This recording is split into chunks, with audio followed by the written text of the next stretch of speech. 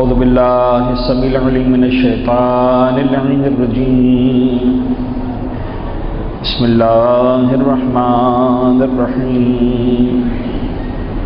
الحمد لله الذي علا في توحده ودنا في تفرده، الذي بعد فلا يرى وقرب فشهد النجوى، ثم الصلاة والسلام والتحية والإكرام على أشرف الأنبياء والمرسلين حبيب الله العالمين سيدنا ونبينا أبي القاسم محمد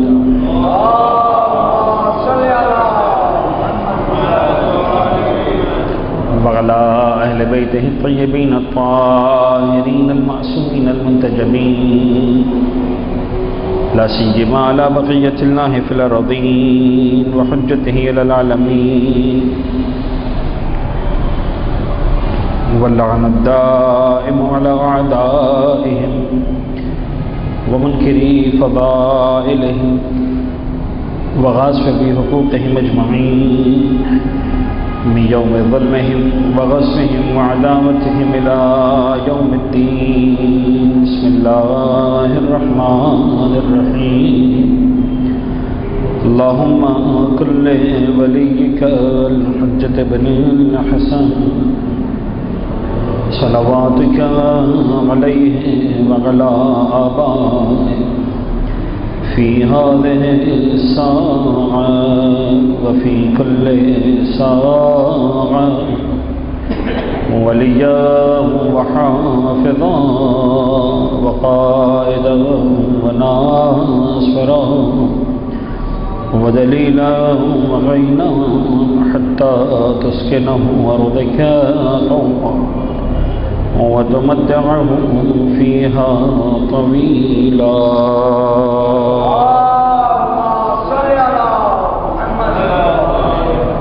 أما بعد فقد قال الله الحكيم في كتابه المبين. بسم الله الرحمن الرحيم. تبارك الذي بيده الملك وهو على كل شيء قدير، الذي خلق الموت والحياة ليبلوكم أيكم أحسن عملا. صلی اللہ علیہ محمد وعلى محمد.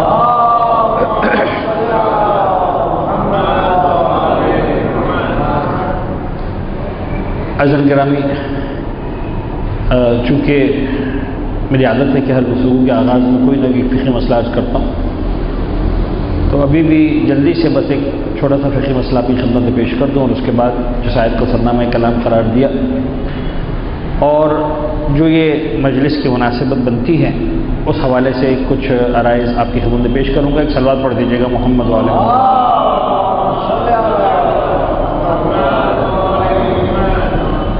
عزیزان گرامی، ایک چھوٹی سی بات جس طرف توجہ دلانا ضروری ہے. ایک عبادت ہے ہماری جو وضو کی عبادت ہے، اس کے اندر اس بات کا خیال رکھنا ضروری ہے کہ وضو کے جو اعضاء ہیں، جو واجب والے اعضاء ہیں، یعنی چہرہ دھونا اور دونوں ہاتھوں کو دھونا، اپنے سر کا مسح کرنا اور پیروں کا مسح کرنا، اس میں ترتیب کا خیال رکھنا ضروری ہے. ترتیب اگر غلط ہو جائے گی تو وضو باطل ہو جائے گا، اور اگر وضو باطل ہو گیا تو خود بخود ساری کی ساری عبادتیں جو وضو کے بغیر نہیں ہو سکتی وہ بھی ساری کی ساری باطل ہو جائیں گی. ترتیب کا خیال رکھنے کا مطلب یہ ہے کہ جب چہرہ دھو رہے ہیں تو چہرہ دھوئیں، جب چہرہ مکمل ہو گیا سیدھے ہاتھ پہ آ گئے تو اب صرف سیدھا ہاتھ دھوئیں. اب چہرے پر ہاتھ پھیرنے کی اجازت نہیں ہے. بہت سے لوگ غلطی کرتے ہیں، ہاتھ دھونے کے بعد پھر دوبارہ چہرے پہ ہاتھ پھیر دیتے ہیں.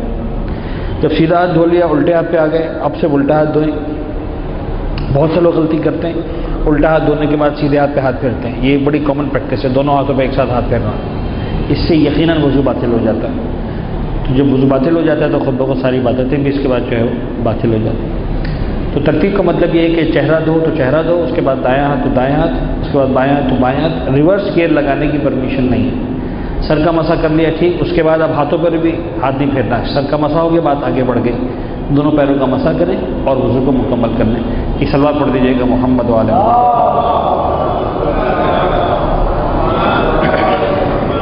اچھا، مجھے نہیں اندازہ ہو رہا میری آواز صحیح طرح سے آ رہی ہے یا مائک کا پرابلم ہے کوئی؟ سب آ رہی ہے؟ میں نے آج کی اس گفتگو کے لیے جو دو مرحومین یعنی دو خواتین جو اس دنیا سے رخصت ہوئی، اور ظاہراً ایک پاکستان میں اور ایک پاکستان سے باہر، تو ظاہر سی بات ہے ایصال ثواب کے لیے اس مجلس ادا کا انعقاد کیا گیا۔ یہ ایصال ثواب کا کانسیپٹ کیا ہے، تھوڑا سا اس کو کلیئر کروں اور اس کے بعد میں اس آیت پہ آ جاؤں جو میں نے سرنامہ کلام قرار دیا۔ ایصال ثواب کا بہت سادہ سا کانسیپٹ یہ ہے کہ جس دین کو ہم تسلیم کرتے ہیں، اس کی حقانیت کو، دین مبین اسلام، اور اس دین اسلام میں بھی جو مذہب اہل بیت کے راستے پر ہم چلتے ہیں، تو دین ہمیں ایک بات بتاتا ہے، مذہب ہمیں ایک بات بتاتا ہے، سکھاتا ہے کہ دیکھو اے انسان، جب تک تم اس دنیا میں ہو تب تک تو نام عمل تمہارے ہاتھ میں ہے، تمہارا نام عمل کھلا ہوا ہے، تم اس نام عمل میں نیکی بھی ڈال سکتے ہو اور تم اس نام عمل میں برائی بھی ڈال سکتے ہو، لیکن ایسا نہیں ہے کہ اس دنیا سے جانے کے بعد تمہارا نام عمل بند ہو جاتا ہے، تمہارے نام عمل میں مزید کچھ نہیں جا سکتا، ایسا نہیں ہے، بلکہ اس بات کی گنجائش ہے کہ اگر تم اس دنیا سے چلے بھی جاؤ تو تمہارے بعد تمہاری اولاد، تمہارے عزیز، تمہارے اقارب، تمہارے دوست، تمہارے رشتہ دار، تمہارے چاہنے والے اگر چاہیں تو تمہارے نام اعمال میں کوئی نیکی ڈلوا سکتے ہیں۔ یہ جو ایصال ثواب ہے، ایصال کرنا یعنی پہنچانا، ثواب یعنی ثواب کو پہنچانا، تو آج میرے اور آپ کے لیے اس بات کی گنجائش ہے کہ ہم کسی مرحوم کے نام اعمال میں کوئی ثواب پہنچا سکیں۔ کیا طریقہ کار ہے؟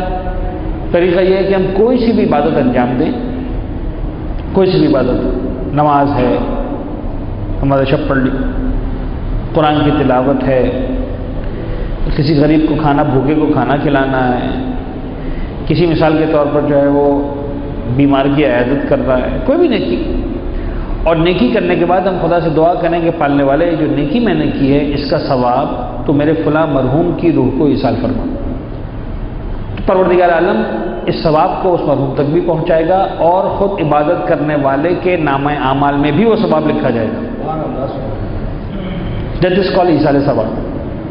تو اب ہم کون سا ایصال ثواب کر رہے ہیں؟ ہم ایک عبادت کر رہے ہیں، وہ عبادت ہے ذکر قرآن، ذکر اہل بیت، ذکر رسول اللہ، سننے کی، پڑھنے کی، برپا کرنے کی، یہ عبادت کر رہے ہیں۔ فرش عذاب بچھا کے بیٹھیں، کچھ باتیں میں کروں گا، ہم سب سنیں گے، ذکر مصائب ہوگا، اہل بیت اطہار پر ہم گریہ کریں گے۔ دنیا کی بہترین عبادت ہے جو ہم کر رہے ہیں اس وقت، اور اس عبادت کو انجام دینے کے بعد ہم دعا کریں گے خدا سے کہ ہماری اس عبادت کو پروردگار عالم قبول بھی فرمائے اور مرحومین کی روح کو ایصال بھی فرمائے۔ ایسا نہیں کہ بات یہ ہے کہ موت ایک ایسا عنوان ہے کہ جس پر بات کرنا ضروری ترین ہونے کے باوجود اتنی آسانی سے بات ہو نہیں پاتی ہے، لیکن بہرحال جب کسی مرحوم کے انتقال پر ہم جمع ہوتے ہیں ایصال ثواب کے نام پر سویم کے مجلس میں، تو ذہن تیار ہوتا ہے بہت ساری باتوں کے لیے۔ جنازے کو دیکھا ہوتا ہے، جنازے کو اٹھایا ہوتا ہے، جنازے کو دفنایا ہوتا ہے، عزیز، اقارب، رشتہ دار، دل میں غم ہوتا ہے، دکھ ہوتا ہے اپنے عزیز کے دنیا سے جانے کا۔ تو بہرحال یہ وہ مقامات ہیں کہ جو ہے وہ انسان ذکر موت سننے کے لیے تھوڑا تیار ہو جاتا ہے۔ دیکھیے جانے والا چلا گیا، ہم کو اسی راستے پہ جانا ہے۔ بعض روایتوں کا خلاصہ یہ ہے کہ انسان کا جب وقت موت آئے گا کہے گا خدا تو نے مجھے بتایا بھی نہیں، بغیر انفارمیشن کے اٹھا لیا۔ خدا کہے گا تمہیں کتنی مرتبہ بتایا تھا؟ بھئی ایک بھی ریمائنڈر نہیں آیا اور ایسے ہی اٹھا کے لے گیا؟ نہیں، ریمائنڈر آیا تھا جب تم نے اپنے فلاں عزیز کا جنازہ اٹھایا تھا، وہ ریمائنڈر نہیں تھا۔ جب تم نے فلاں دوست کا جنازہ اٹھایا تھا، ریمائنڈر نہیں تھا۔ جب تم نے مثال کے طور پر اپنی ماں باپ کا جنازہ اٹھایا تھا، ریمائنڈر نہیں تھا۔ جب تم نے اپنے پڑوسی کا جنازہ اٹھایا تھا، ریمائنڈر نہیں۔ اور کتنے ریمائنڈر چاہیے؟ ہم نے تمہیں کئی مرتبہ ریمائنڈر، تو یہ سب ریمائنڈر ہیں ہمارے لیے کہ ہمیں اپنے جو ہے وہ موت کے وقت کے لیے تیار ہونا ہے۔ اب دیکھیے جس آیت کو میں نے سرنامہ کلام قرار دیا سورہ مبارک ملک کی آیت، بالکل ابتدائی آیت ہے، بسم اللہ الرحمن الرحیم، تبارک الذی بیدہ الملک وہو علی کل شیء قدیر۔ خدا نے متعالی ارشاد فرمایا کہ سنو، بہت بابرکت ہے وہ ذات، تبارک الذی بیدہ الملک، جس کے ہاتھ میں ہر طرح کا ملک یعنی اختیار ہے، قدرت ہے، طاقت ہے۔ بیدہ الملک، ملکیت، مالکیت جس کے پاس ہے وہ وہی ذات ہے، بابرکت ذات، ہر طرح کا اقتدار، ہر طرح کی سلطنت اس کے پاس ہے، کوئی کمی نہیں ہے۔ یعنی خدا ایسا لگ رہا ہے کہ جس موضوع پر بات کرنا چاہتا ہے اس سے پہلے ایک تمہید باندھ رہا ہے، کہ ان چیزوں کو پہلے کلیئر کر لو. تبارک الذی بیدہ الملک، بہت بلند ہے، بابرکت ہے وہ ذات، بیدہ الملک. وَهُوَ عَلَى كُلِّ شَيْءٍ قَدِيرٌ، اور وہ کائنات کی ہر شے پہ قدرت رکھتا ہے، ہر شے پہ قدرت ہے اس کے پاس.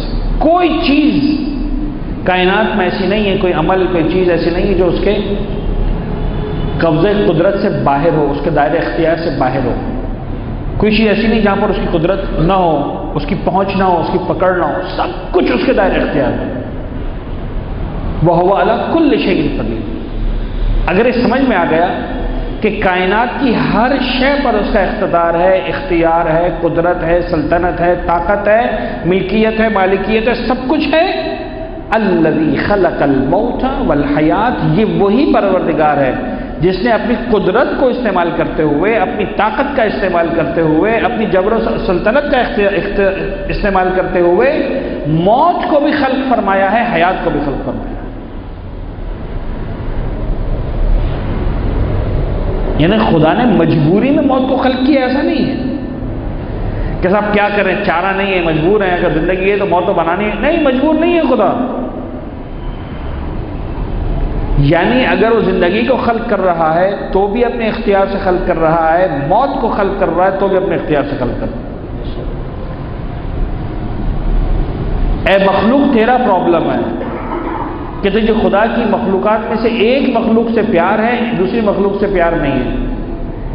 ورنہ موت بھی اس کی مخلوق ہے، حیات بھی اس کی مخلوق. الذی خلق الموت والحیات، اس نے موت کو بھی خلق فرمایا ہے، اس نے حیات کو بھی خلق فرمایا ہے. حیات بھی اس کی مخلوق ہے، موت بھی اس کی مخلوق ہے. ایک شخص آئے مولا کائنات کی خدمت میں، دیکھیے کتنا خوبصورت کانسیپٹ ہے موت کا. مولا کائنات کے بارے میں ہم جانتے ہیں، ہم سب جانتے ہیں کہ مولا کائنات سوال سمجھے مکمل ہونے سے پہلے جواب دے دیا کرتے تھے. ایک شخص اپنے اعتبار سے بڑا مشکل سوال لکھ رہا ہے. یا علی، آپ فرماتے ہیں کہ خدا کا اصول ہے کہ کائنات میں کوئی بھی موجود ہو، کوئی بھی جی وجود ہو، خدا اس کا رزق اس تک پہنچاتا ہے. ہاں ٹھیک ہے. کہا یا علی، مجھے ایک سوال کا جواب دیجیے، اگر کسی شخص کو ایک ایسے گڑھے میں، ایک ایسے کمرے میں بند کر دیا جائے جس کے اندر دیوار ہو، نہ کھڑکی ہو، نہ سب کچھ اس کا جو ہے وہ صرف دیواریں ہو، چار دیواری چھت ڈال دی جائے، کوئی انٹرنس رکھا ہی نہیں اس کے اندر، کھڑکی کا کوئی انٹرنس رکھا ہی نہیں. یعنی یوں سمجھیے کسی کو غلطی سے دفن کر دیا، فرض کریں مٹی کے اندر، کوئی زندہ تھا، نہیں مرا تھا، بے ہوش ہوا تھا، نہیں سمجھے، فرض کرنے سمجھانے کے لیے مثال دے رہا ہوں، اور اس کو اندر میں دفن کر دیا. بتائیے خدا اس کا رزق کیسے پہنچائے گا؟ آپ کہتے ہیں خدا ہر ایک کو رزق پہنچاتا.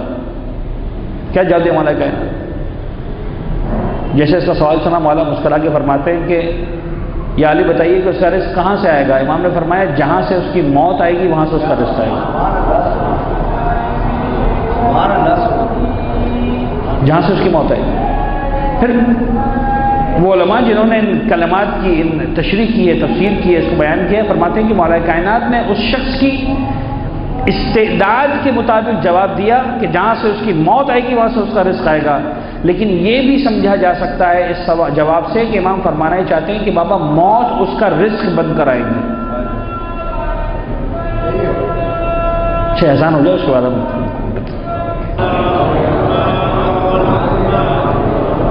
گویا امام فرمانا چاہ رہے ہیں کہ بابا موت خود اس کا رزق بند کرائے گی. اب ذرا غور کیجیے، ایک شخص کو واقعہ ایسے بند کر دیا گیا، فرض کرنا ہو گیا، اور اب خدا اس کو موت بھی نہ دے تو کیا ہوگا؟ زندگی کے وہ لمحات جو وہ گزارے گا کتنے کردناک اور اذیتناک ہیں. خود موت انسان کا رزق بند کراتی ہے. بابا مجھے اس طرح یاد ہے جب میری والدہ کا انتقال ہوا تھا، اس کے کچھ عرصے بعد جب میں ایران گیا دوبارہ پڑھنے کے لیے اللہ کی فوت کی بات، ایک استاد نے ایک جملہ کہا تھا، کہنے لگے آغا روحانی میں آپ کو ایک جملہ کہنا چاہتا ہوں. میں نے کہا فرمائیے استاد. کہنے لگے ایک بات یاد رکھیے گا، موت عیب نہیں ہے. اگر موت عیب ہوتی تو اللہ نے اپنے حبیب کو نہ دی ہوتی. موت زندگی کے کمالات میں سے ایک کمال ہے، ایک مرحلہ ہے ارتقاء کا کہ انسانی وجود کو ترقی کرتے کرتے اس کمال تک پہنچنا ہی پہنچنا ہے. موت عیب نہیں، بری موت عیب ہے. کفر پر مر جانا عیب ہے، ہلاکت کی موت مر جانا عیب ہے. ورنہ آپ دیکھیں مولا کائنات زندگی کے کتنے مراحل سے گزرے، کتنے ہی افتخارات ہیں جو مولا کائنات کو نصیب ہوئے ہیں۔ فاتح خیبر و خندق بھی ہیں، جناب سیدہ سے شادی بھی ہوئی ہے، داماد رسول بھی بنے ہیں، ممبر رسول، یعنی کتنی چیزیں ہیں جو مولا کائنات کو نصیب ہوئی ہیں، کتنے ہی فضائل اور کمالات ہیں۔ اور ہر فضیلت اگر انڈیویجولی بھی دیکھی جائے تو ایسی ہے جو انسان کے زندگی بھر فخر کرنے کے لیے کافی ہے۔ آپ کیا سمجھتے ہیں کسی کو مل جائے کہ جملہ ضربت علیہ یوم الخندق افضل من عبادت الثقلین، کم ہے جملہ، ساری زندگی کے لیے کافی ہے۔ برز الایمان کلہ الی الکفر کلہ،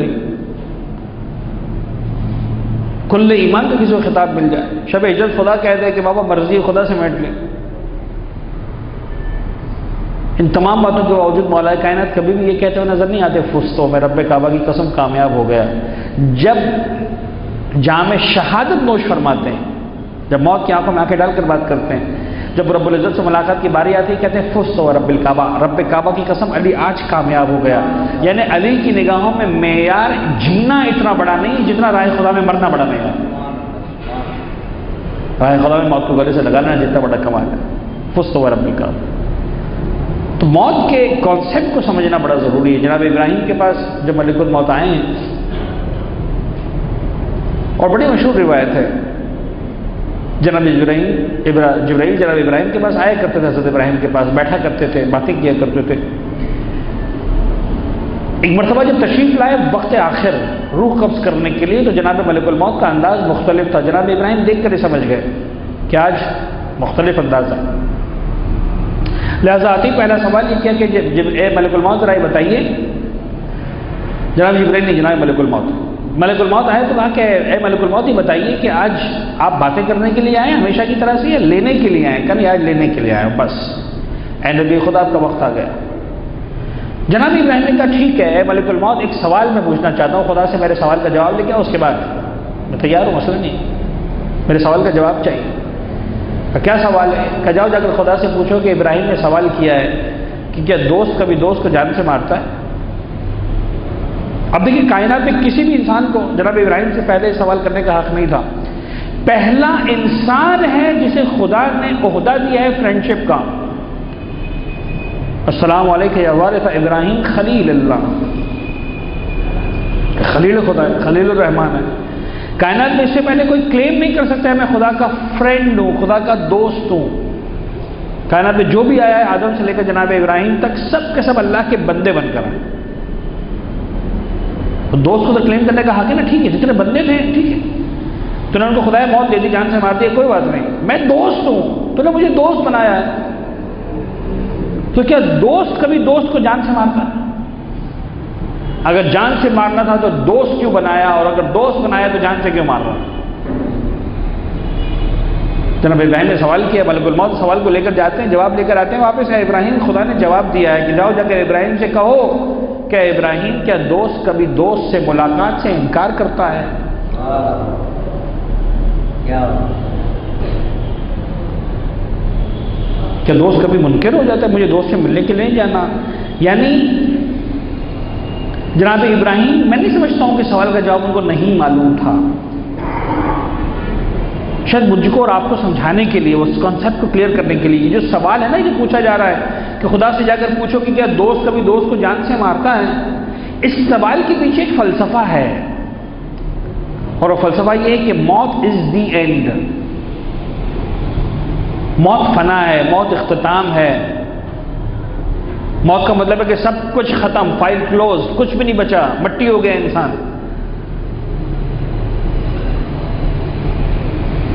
تو جب یہ فلسفہ ہوگا ذہن کے کسی گوشے میں، زبان سے انسان کچھ بھی کہتا رہے کہ ہاں بابا قیامت آنے والی ہے، ہاں بابا منکر نکیر آنے والے ہیں، ہاں بابا قبر کے اندر جانا ہے، ہاں بابا حساب کتاب دینا ہے، لیکن اگر دل میں عقیدہ وہ نہیں ہے، ذہن میں سوال کہیں نہ کہیں کانسیپٹ ہے کہ بابا سب کچھ ختم ہو جانے والا ہے، تو یہ جو سوال ہے یہ اس عقیدے کی عکاسی کرتا ہے کہ بابا سب کچھ ختم ہونے والا ہے، تو کیا دوست دوست کو ختم کر دے گا؟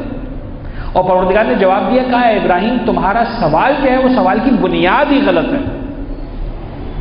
تمہارا سوال کے اساس ہی غلط ہے، فلسفہ ہی غلط ہے۔ تمہارا خیال ہے کہ موت اختتام ہے، موت جو ہے وہ زندگی کا دی اینڈ ہے، موت یعنی فنش آف دا لائف، نہیں، فنش لائن نہیں ہے، یہ در حقیقت رب العزت سے ملاقات ہے. پروردگار تمہیں خاص طور پر بلا رہا ہے اپنے پاس ملاقات کرنے کے لیے. کس طرح سے بلا رہا ہے؟ جب دنیا میں بلاتا ہے مکہ مکرمہ میں تو کہتا ہے خود سے اپنے آپ کو غسل کرو، دھو، اور اس کے بعد 2 کپڑوں کا کفن پہن کر آؤ. زندگی میں جب خدا ملاقات کرواتا ہے تو 2 ٹکڑوں کا کفن پہناتا ہے. جب اس دنیا سے جانے کے بعد وہاں ملاقات کے لیے بلاتا ہے تو 3 مرتبہ نہلاتا ہے، 3 کپڑوں کا کفن پہناتا ہے. یعنی دنیا میں خدا سے ملاقات کے لیے 2 پیس سوٹ،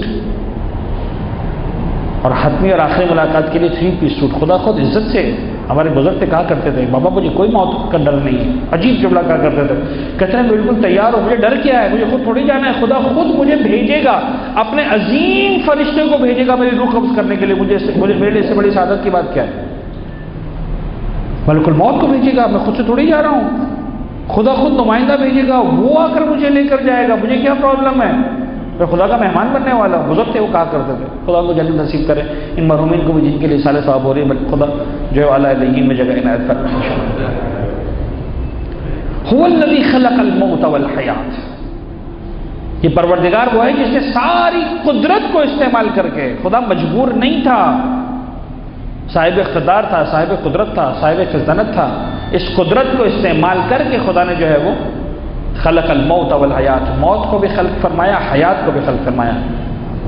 اچھا پالنے والے کیوں خلق فرمایا؟ اب یہاں پر قرآن جواب دے رہا ہے. دیکھو اس مرحلے سے گزرو تو تمہیں پتہ چلے لِيَبْلُوَكُمْ أَيُّكُمْ أَحْسَنُ عَمَلًا. خدا یہ جاننا چاہتا ہے کہ تم میں عمل کے اعتبار سے بہترین عمل کون لے کر آتا ہے. سکسیس کرائیٹیریا ڈیفائن کر رہا ہے خدا. کیا ہے سکسیس کرائیٹیریا؟ تمہارے سر میں بال کتنے سفید ہیں؟ نہیں. تمہارے خاندان میں افراد کتنے ہیں؟ نہیں. تمہارا بینک بیلنس کتنا ہے؟ نہیں. تمہارا گھر کتنے گز پہ بنا ہوا ہے؟ نہیں. تمہارے جو ہے کاروبار کتنا وسیع ہے؟ نہیں. تمہارے ایسیٹس کتنے ہیں؟ نہیں. خدا کو کچھ بھی نہیں چاہیے.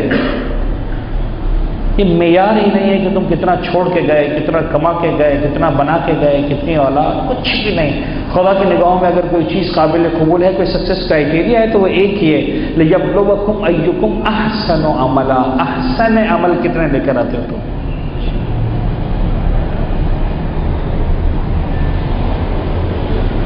بہترین عمل کتنا لے کر آتے ہو؟ ایسا عمل لے کر آؤ خدا کی بارگاہ میں تمہارا سر جھکا ہوا ہو، ادب اور احترام سے جھکا ہوا ہو، شرم سے جھکا ہوا نہ.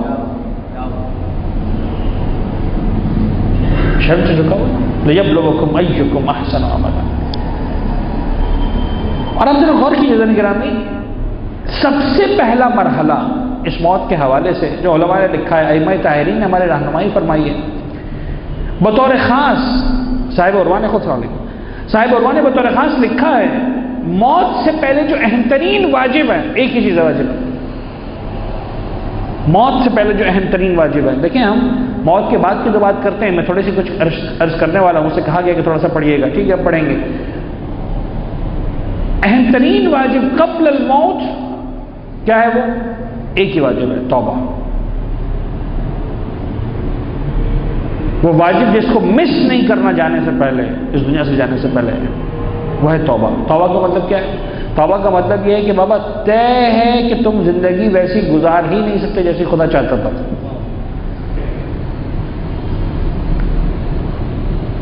تم نہیں چاہ سکتے گزار سکتے ویسی زندگی، تمہارے بس میں نہیں ہے. کہیں نہ کہیں تم نے غلطیاں کی ہیں، خامیاں ہیں، عیب ہے، کہیں جان بوجھ کر معصیت کی ہے، کہیں بھولے سے معصیت کی، کہیں انجانے میں کی ہے، کہیں پتہ ہی نہیں تھا، کہیں جان بوجھ کر. یہ ہے انسان کا تمرد. انسان اتنا بڑھ جاتا ہے خدا کے سامنے، جان بوجھ کر گناہ کرتا ہے. پتہ ہوتا ہے گناہ کر رہا ہوں، پھر بھی دل میں احساس ہوتا ہے غلط کر رہا ہوں. آپ کیا سمجھتے ہیں یہ خواتین جو بے حجاب نکلتی ہیں ان کو نہیں پتہ ہوتا وہ خدا کے احکام کی معصیت کر رہے ہیں؟ یہ مرد بڑے مزے سے روزانہ داڑھی مونڈ رہا ہوتا ہے، اس کے دل کے کسی گوشے میں خیال نہیں ہوتا ہے کہ میں غلطی کر رہا ہوں. ہوتا ہے، چاہے جتنی ہی دلیلیں دے رہا ہو، چاہے جتنی ہی باتیں کر رہا ہو، اس کے دل میں کہیں نہ کہیں تو ہوتا ہے کہ بابا there is something wrong going on, میں غلط تو کر رہا ہوں. لیکن ٹھیک ہے اپنے آپ کو مطمئن کر کے بیٹھا ہوتا ہے، میں نماز بھی تو پڑھتا ہوں، میں روزے بھی تو رکھتا ہوں، میں یہ بھی تو کرتا ہوں، کسی کا حق تو نہیں کھاتا. آپ دیکھیں اس طرح کی آپ کو باتیں ملیں گی.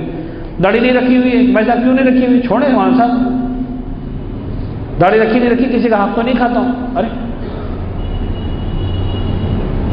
یہ کس نے کہا کہ اگر ایک نیکی کر رہے ہو تو دوسرا گناہ کرنے کا تمہیں جواز مل جائے گا؟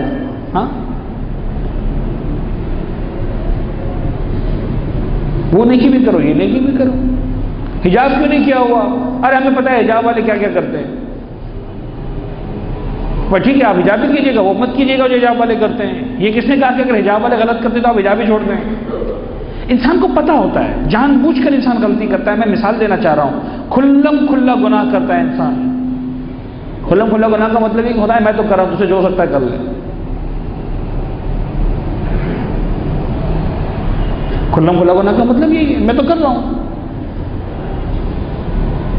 سب سے اہم ترین چیز, سب سے اہم چیز مرنے سے پہلے جس پر یقیناً جس پر انسان کو اپنا توجہ دلانی ہے وہ ہے توبہ.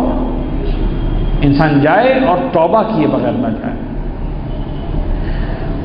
ہمارے دوست تھوڑا سا مجھے لگ رہا ہے کہ مجلس بڑی خشک ہو رہی ہے, تو ایک چھوٹی سی انسیڈنٹ جو اپنے ہی دوستوں کے ساتھ ایک مذاق میں جو ہو گیا. ہم بیٹھے ہوئے تھے چند دوست آپس میں ڈنر پہ گئے ہوئے تھے کسی ہوٹل میں, ریسٹورینٹ میں بیٹھے ہوئے تھے, گپ شپ ہو رہی تھی. ایک دوست ہے میرا بڑا وہ شرارتی قسم کا دوست ہے. کہنے لگا مولانا, اچھا دوستی بھی ہے, مولانا بھی کہہ رہا ہے, ساتھ میں پڑھے ہوئے اسکول کے اندر. کہنے لگے بات بتاؤں میں قیامت کب آنے والی ہے؟ میں نے کہا بھائی بتاؤ, تم بتاؤ کب آنے والی قیامت. مذاق مستی ہو رہی تھی. کہنے لگے مولانا جب میں سدھر جاؤں گا تب قیامت آ جائے گی.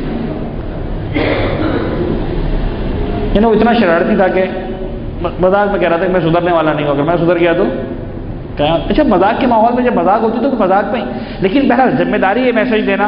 اچھا دوستانہ ماحول میں نے کہا یہ بات سنو, اب دیکھیں آپ تھوڑی دیر کے لیے اس جملے کو آف دا ریکارڈ, ممکن ہے احترام ممبر میں آپ لگے کہ صاحب ممبر کے, لیکن سمجھانے کے لیے. تو میں نے اسے باتوں میں ہنستے میں نے کہا کہ یار دیکھو بات سنو, تم جو کہہ رہے ہو نا میں سدھر جاؤں گا تب موت آئے گی, تب قیامت آ جائے گی. میں نے کہا سدھرنا کوئی فخر کی بات نہیں ہے, سدھرے گا تو تمہارا باپ بھی. اب یہ شان ممبر کی, میں نے کہا سدھرے گا تو تمہارا باپ بھی. سدھرنا کوئی کمال کی بات نہیں ہے, وقت پر سدھرنا کمال کی بات ہے. جب ڈوب رہا تھا تب تو فرعون بھی سدھر گیا تھا, تو سدھرنا تو کوئی بڑی بات نہیں ہے. جب ملک الموت سامنے آتا ہے, جب روح قبض کرنے کی باری آتی ہے تو بڑے بڑے سدھر جاتے ہیں, اس کے بعد آپشن نہیں سدھرنے کے علاوہ. لیکن مسئلہ ہے کہ یو آر ٹو لیٹ. وقت پہ سدھرنا کمال کی بات ہے, وقت پہ سنبھل جانا کمال کی بات ہے. دیکھیں عزیزان گرامی, گناہ کرنا اتنا بڑا عیب نہیں ہے جتنا گناہ پر باقی رہنا عیب کی بات ہے. اس کا مطلب یہ نہیں کہ گناہ کی پرمیشن دے رہا ہوں, نہیں, لیکن انسان کی زندگی میں گناہ آ جاتا ہے. جوانی میں نہیں خیال کیا, لیکن بابا سدھر جاؤ, سدھر جاؤ, خدا کی بارگاہ میں آ جاؤ, توبہ کر لو, پلٹ آ جاؤ. اور کمال کی بات یہ ہے کہ پروردگار عالم گناہگار جب لوٹ کر آتا ہے تو پروردگار آگے بڑھ کے استقبال کرتا ہے, زیادہ آگے بڑھ کے استقبال کرتا ہے. یا رب المذنبین لبیک لبیک لبیک. نبی خدا نے جو ہے وہ مجھے ایگزیکٹ الفاظ یاد نہیں, کہا ہے مثلا شکر گزاروں کے رب کا لبیک, اے ہم کرنے والوں کے رب کا لبیک, کہا ہے گناہ گاروں کے رب کا لبیک لبیک لبیک. کہا پالنے والے جب میں نے گناہ گاروں کے رب کا 3 مرتبہ کیوں کہا لبیک؟ کہا بابا جو شکر لے کر آ رہا ہے اسے کچھ نہ کچھ بھروسہ ہے اپنے شکر پر, جو نیکیاں لے کر آ رہا ہے اسے کچھ نہ کچھ بھروسہ ہے اپنی نیکی پر. جو گناہ لے کر آ رہا ہے اس کا بھروسہ میرے سوا کون ہے, میں اس کو آگے بڑھ کے کہتا ہوں لبیک لبیک لبیک. تم آؤ تو صحیح. جناب بہلول کا واقعہ کتنا امپورٹنٹ ہے, کتنا خوبصورت واقعہ ہے. جناب بہلول ایک مرتبہ جو ہے مارکیٹ میں گھوم رہے تھے. اچھا آپ کو پتہ ہے بہلول بظاہر دیوانہ لیکن دانا ہے اہل بیت. مارکیٹ میں گھوم رہے تھے, کسی نے کہا بہلول کیا کر رہے ہو مارکیٹ میں؟ کہنے لگا یار کوشش کر رہا ہوں کہ ان کی اور اس کی بن جائے. کہا پھر؟ کہا وہ تو مان رہا ہے, یہ لوگ نہیں مان رہے ہیں. کہاں مانتا ہے مارکیٹ والا؟ مولانا صاحب آپ ممبر میں بیٹھ کے باتیں کیجیے, مارکیٹ میں بیٹھ کے آپ کو ہم نہیں پتا, گنجائش ہی نہیں ہے جھوٹ بولے بغیر. چائنا کا مال جب تک جاپان کا نہیں بولیں گے ہاں نہیں بک سکتا.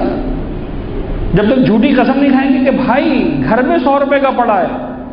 اچھا پکا اگر گاہک ہوتا ہے آخر میں 95 میں ہی لے کر آتا ہے, وہ پتہ نہیں قسم کہاں چلی جاتی. اتنا شریف دکاندار ہے, گھر میں 100 کی چیز پڑی, قسم بھی کھائی تھی تھوڑی دیر پہلے, وہی چیز 95 میں بیچ دیتا ہے. مولانا صاحب کو نہیں پتا جھوٹی قسم کھائے بغیر سودا نہیں ہوتا, دھوکہ دیے بغیر سودا نہیں ہوتا. مارکیٹ میں لگا مانتا ہے. کہا بہلول کیا کر رہے ہو؟ کہا ان کی اور اس کی بنانے کی کوشش کر رہا ہوں، لیکن وہ تو مان رہا ہے، یہ نہیں مان رہے. اچھا اگلے دن اسی نئے شخص نے دیکھا بہلول کو قبرستان میں گھوم رہے ہیں. کہا بہلول کیا کر رہے ہو؟ کہا وہی کل والا کام کر رہا ہوں، ان دونوں کی بنانے کی کوشش کر رہا ہوں. کہا پھر کہا یہ مان رہے، وہ نہیں مان رہا.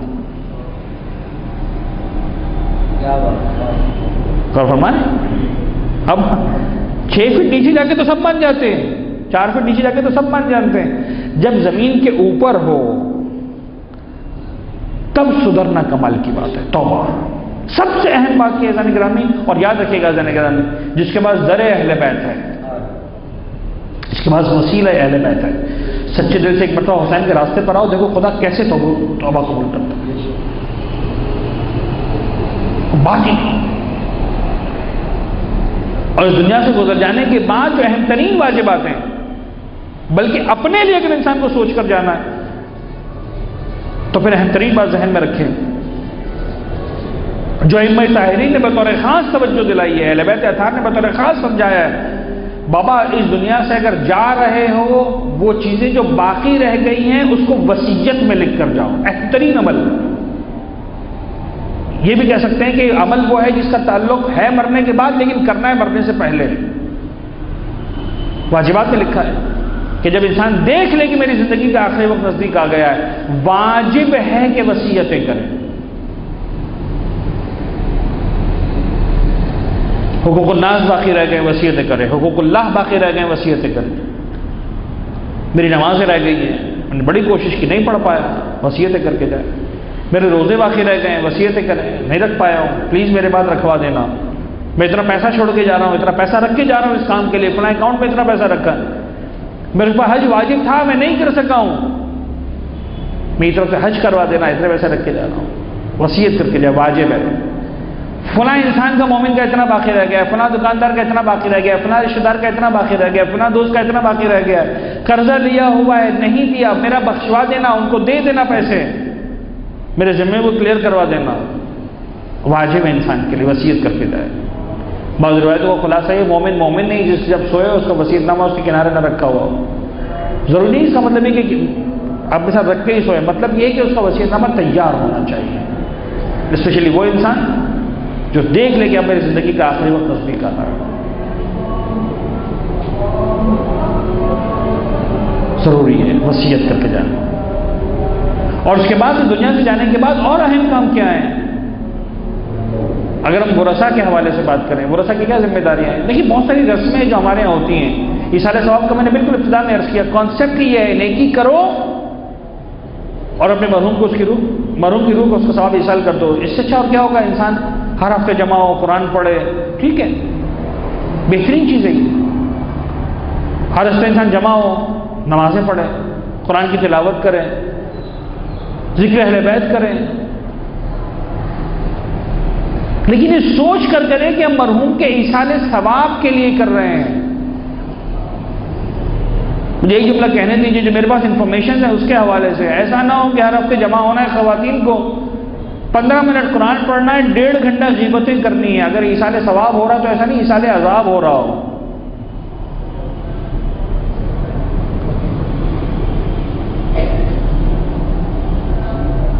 مجھے کسی نے بتایا مولانا آپ کو پتا ہے ہر ہفتے جمع ہوتے ہیں خواتین فاتحہ خانی کے نام پر، اور ہر ایک کی ذمہ داری ہے کہ کوئی نہ کوئی ڈش لے کر آئے. جو ون ڈش پروگرام ہوتے ہیں نا کہ ہر آنے والا ایک ڈش لے کر آئے گا.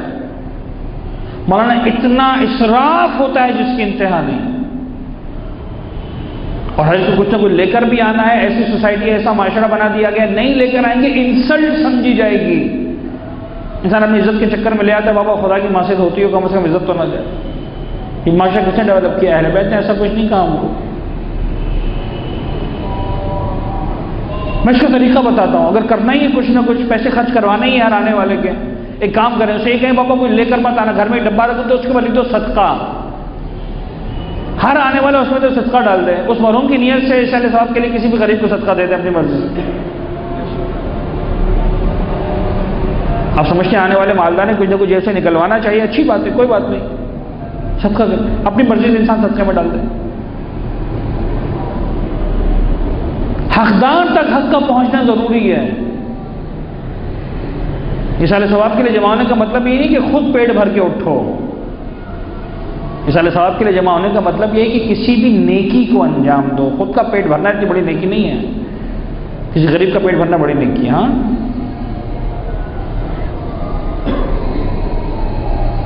قبلہ صادق حسن صاحب خدا ان کا اور تمام علماء کا سایہ ہمارے سروں پہ سلامت رکھے. ایک بتاؤں کہ مجلس میں بیٹھا ہوا تھا, ایک واقعہ انہوں نے پڑھا تھا, اب کافی پرانا ہے میرے ذہن میں, تو مجھے ممکن ہے اس کی جزئیات, لیکن مجھے واقعے کی جو اصل جو تھیم ہے وہ یاد ہے. اب وہ روایت کے طور پر تھا یا حکایت کے طور پر تھا, بظاہر حکایت کے طور پر تھا یا شاید واقعہ ہسٹری کے اندر. ایک عورت کے شوہر کا انتقال ہوا, اس دنیا سے رخصت ہو گیا وہ شوہر. دیکھیے کتنا امپورٹنٹ ہے ایصال ثواب کا کانسیپٹ, لیکن کتنا زبردست میسج ہے اس واقعے کے اندر. عورت کے شوہر کا انتقال ہو گیا. یہ اپنے شوہر سے بہت پیار کرتی تھی, اور عام طور پر میاں بیوی کا جو اٹیچمنٹ ہے, جنہوں نے ایک لمبی زندگی گزاری ہے, ہوتا بھی ہے. انسان مختلف طور پر ٹوٹ جاتا ہے. اس عورت نے گویا ایک نیت کر لی کہ میں روزانہ اس کے ایصال ثواب کے لیے ایک نیکی کروں گی. کیا نیکی کروں گی؟ کسی نہ کسی غریب کو کھانا دوں گی, کسی نہ کسی فقیر کو کھانا دوں گی. انتہائی غریب عورت ہے خود بھی, لیکن روزانہ شام کو کھانا پکاتی ہے ایک انسان کے کھا سکے اتنا. اپنے بچے سے کہتے جا بیٹا جا کر کسی غریب کو دے کر. یہ روزانہ جاتا ہے کسی نہ کسی فقیر کو ڈھونڈتا ہے, اس کو کھانا دے کے آ جاتا ہے. خود غریب ہے, گھر میں کھانے کو نہیں ہے, بچے سوکھی کھا رہے ہیں, بچے روکھی روٹی کھا رہے ہیں, لیکن شوہر سے اتنا محبت ہے, میرا شوہر گیا ہے اس کے لیے ایصال ثواب مجھے کرنا ہی کرنا ہے. میری زندگی جیسی بھی گزر جائے گی, میرے شوہر کو نیکی پہنچنی چاہیے. کافی دن گزر گئے. ایک دن رات کو ایک عورت خواب میں دیکھتی کہ اس کا شوہر آیا اسے ملنے کے لیے, اور آ کر اس نے کہا کہ نیک بخت, مجھے بالکل بھول گئی تھی, آج تو نے مجھے اتنے دنوں بعد یاد کیا تھا, کیسی بات کرتے, میں آپ کو ایک دن بھی نہیں بھولی ہوں. کہ نہیں, آج پہلی مرتبہ تیری طرف سے میرے پاس کھانا آیا, آج پہلی مرتبہ تو نے میرے لیے کھانا بھیجا, تو نے کسی غریب کو کھانا کھلایا, تو نے ایک نیکی کی, آج میرے پاس ثواب ہے. کہا میں تو روزانہ بھیجتی ہوں. کہا نہیں, کبھی بھی نہیں ہے میرے پاس, آج آیا. یہ عورت صبح خواب سے جاگی, اپنے بچے کو بلایا, یہ معلوم کرے کل کس کو کھانا کھلایا ہے, تاکہ اب اسی کو روزانہ کھانا کھلائے. تو آج پہلی مرتبہ وہ کھانا قبول ہوا ہے. لگتا ہے پہلی مرتبہ کسی مستحق تک کھانا پہنچا ہے, اب تک کسی مستحق تک کھانا نہیں پہنچا تھا, اب تک غلط لوگوں کو کھانا پہنچ رہا تھا. بچے کو بلایا, اپنے پاس بٹھایا, پیار کیا, بیٹا ایک بات بتاؤ, کل جو میں نے کھانا پکا کے دیا تھا تم نے کس کو کھلایا تھا؟ جیسے ہی بچے نے سنا, بچے کا رنگ زرد ہو گیا, گھبرا گیا. کہ بیٹا کیا بات ہے, میں نے پوچھنا چاہتی ہوں, بہت خوش ہوں, بتاؤ تم نے کل کس کو کھلایا تھا؟ بچہ سر سے کانپ رہا ہے, اماں ڈانٹ پڑے گی. کہا نہیں بیٹا کیا ہوا بتاؤ. کہ اماں ایمانداری کی بات ہے, میں روزانہ جا کر کسی نہ کسی کو کھلا دیتا تھا, بھوکا ہوتا تھا, تڑپ رہا ہوتا تھا, لیکن کھلا دیتا تھا. کل مجھے اتنی بھوک لگی تھی, میں نے کل چپکے سے وہ کھانا خود کھا لیا.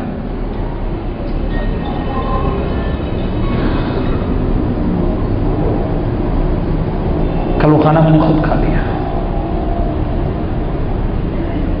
اس کا مطلب کیا ہے؟ ایسا نہ ہو رشتہ دار خود غریب ہوں اور آپ دنیا میں نیکی ڈھونڈنے کے لیے نکل رہے ہوں. یہ مسٹیک ہوتی ہے. ہمیں یقین ہی نہیں آتا کہ ہمارا غریب رشتہ دار غریب ہے. ہمارا غریب رشتہ دار نہیں صاحب, یہ تو بڑا دھوکے باز ہے. وہ جو آ رہا ہے دھوکے باز غریب ہمارے پاس, وہ واقعی بیچارہ غریب ہے. خیر میں خدا نہ خاصا توہین نہیں کرنا چاہ رہا ہوں کہ آنے والا نعوذ باللہ دھوکے باز ہوگا, نہیں, میں نہیں کہنا چاہ رہا ہوں. لیکن انسان کے پاس وہ نگاہ ہونی چاہیے جو دیکھ سکے کہیں ایسا نہیں میری اپنی اولاد مستحق ہو, کہیں میرا بھائی مستحق ہو, میری بہن مستحق ہو, میرے رشتہ دار مستحق ہو. We need to find out. ہمیں دیکھنا ہے لیکن کہاں کرنی ہے. لا صدقۃ وذو رحم محتاج. یاد رکھنا, صدقہ بنتا ہی نہیں ہے اس وقت تک جب تک کہ پہلے اپنے صلہ رحم کر, یعنی جو ذو رحم ہے, جو رشتہ دار ہے, ان میں جب تک کوئی غریب باقی ہے تمہارا صدقہ قبول ہی نہیں ہوگا. دیکھو تمہارے دوستوں میں, رشتہ داروں میں, عزیزوں میں, نزدیک کے بلڈ ریلیشنز کے اندر کون غریب ہے, اور ضروری نہیں ہے اس کو صدقہ کہہ کے دو, گفٹ کہہ کے دے دو. خدا جانتا ہے تمہاری نیتوں کا حال. عزت کے طریقے سے دو, ریسپیکٹ کے ساتھ دو, بعد میں سناؤ مت. لا صدقۃ وذو رحم محتاج.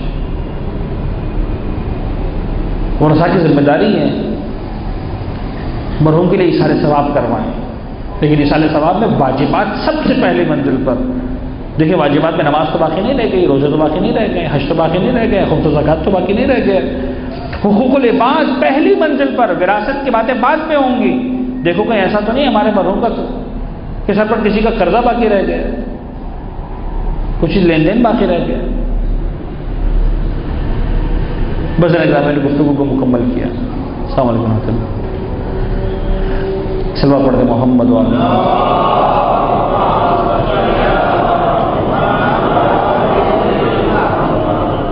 کچھ باقی تو نہیں رہ گیا، یہ دیکھنا بات ضروری ہے۔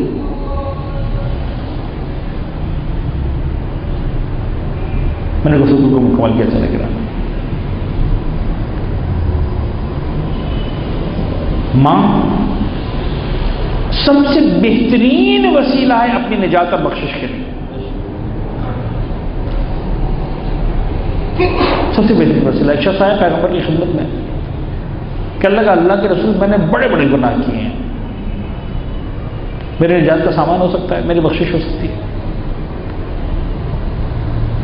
کہنا چاہ رہا تھا کہ یا رسول اللہ میں نے زندگی میں کوئی گناہ نہیں چھوڑا، جو گناہ میرے ایکسس میں تھا، میری ریچ میں تھا، میں نے کر ڈالا وہ گناہ، بڑے بڑے گناہ کر کے آئے۔ احساس ہو گیا، آیا اللہ کے رسول کی خدمت میں، یا رسول اللہ میری معافی کا سامان ہو سکتا ہے، کوئی گنجائش ہے؟ اب دیکھیں یہ ہے طبیب انسانیت، رحمت للعالمین، پیغمبر کی بارگاہ میں آنے والا، خصوص توبہ کرنے کے لیے آنے والا، پلٹ کر آنے والا، لوٹ کر آنے والا، اس کو کبھی بھی ٹھکرایا نہیں جاتا اہل بیت کے راستے سے، کبھی بھی نہیں، نیور۔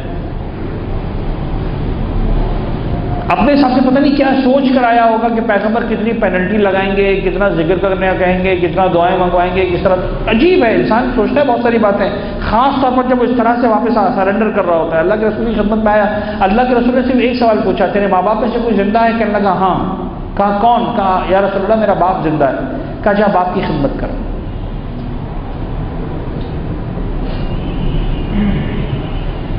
تو جب باپ کی خدمت کر، یعنی پیغمبر فرمانا چاہ رہے ہیں کہ باپ کی خدمت بڑے بڑے گناہوں کا کفارہ، بڑے بڑے گناہوں کا۔ اچھا ایک بات ذہن میں رکھیے گا ذہن گرامی، کبھی بھی ایک واقعے کو سن کر ایسا نہ ہو کہ انسان سمجھے کہ بات ساری کی ساری ختم ہو گئی، حقوق اللہ باقی رہ گئے، اس کو ادا کرنا باقی ہے، حقوق الناس باقی رہ گئے، اس کو ادا کرنا باقی ہے۔ کسی کی ملینوں کھا لی اور کہا کہ ماں باپ کی خدمت کر لو تو برابر ہو جائے گا؟ نہیں، وہ ملین واپس لوٹانے، وہ 1 روپے بھی تو واپس لوٹانا۔ لیکن بہت سارے گناہ ایسے جن کا کفارہ نہیں ہو سکتا۔ جھوٹ بولا، بول دیا، کیا کریں؟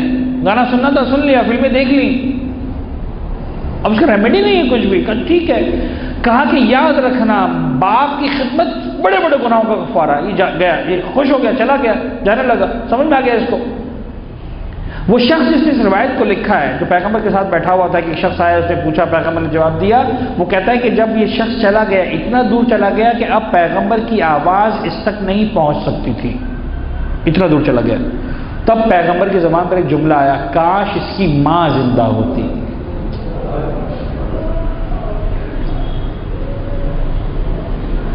کاش اس کی ماں زندہ ہوتی۔ یعنی کیا سمجھ میں آیا؟ مجھے تو سمجھ میں آیا کہ پیغمبر فرمانا چاہ رہے ہیں کہ بابا باپ کی خدمت کر کے بھی اس کے گناہوں کا کفارہ ہو جائے گا، لیکن اگر ماں زندہ ہوتی تو بہت جلدی ہو جاتا۔ ماں ہوتی، ماں ہوتی۔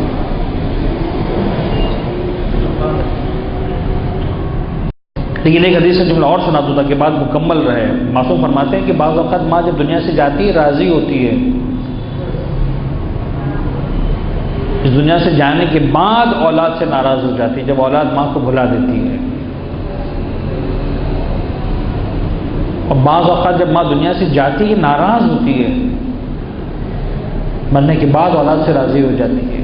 بہت سے لوگ ملتے سوال کرتے، مولانا ماں کی خدمت نہیں کر سکے، اس دنیا سے گئی، ناراض تھی، سمجھ بھی نہیں آتا تھا، جوانی تھی، خیال نہیں تھا، بہت اذیت دی ماں کو، آج خیال آیا تو ماں نہیں رہی۔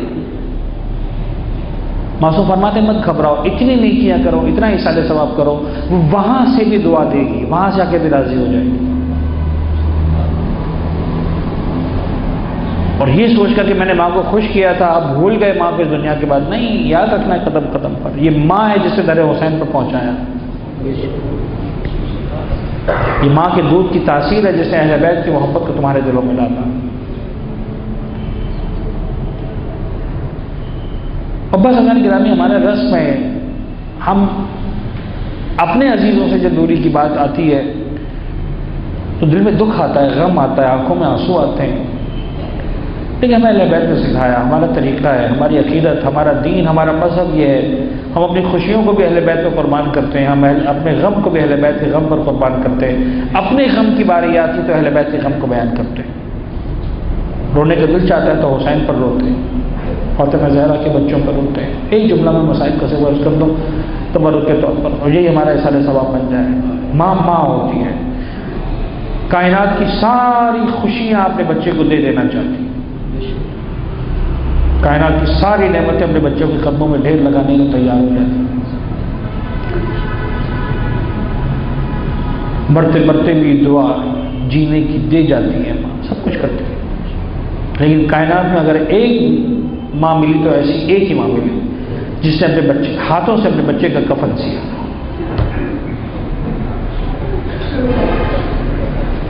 کائنات کی عظمت حسین جیسا تھا۔ کب پتہ چلا؟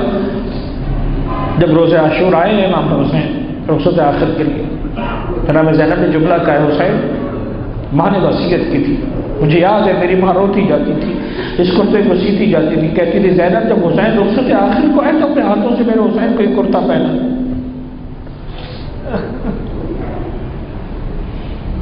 اجر کو بنا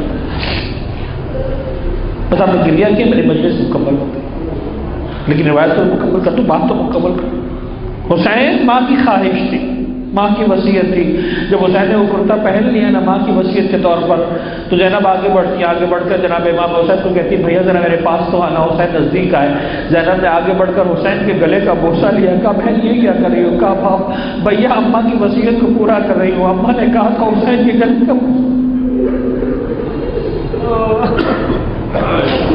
جب وسیع کا یہ انداز حسین نے دیکھا، علماء پڑھتے ہیں، اہل منبر بیان کرتے ہیں، امام حسین نے کہا زینب ذرا اپنے بازو سے تم رضا کو ہٹانا، جناب زینب نے بازو سے رضا کو ہٹایا، حسین آگے بڑھے، زینب کے بازو کا بوسہ لیا، تڑپ کر کہنے لگی بھیا آپ کیا کر رہے ہیں؟ کہا بابا کی وصیت کو پورا کر۔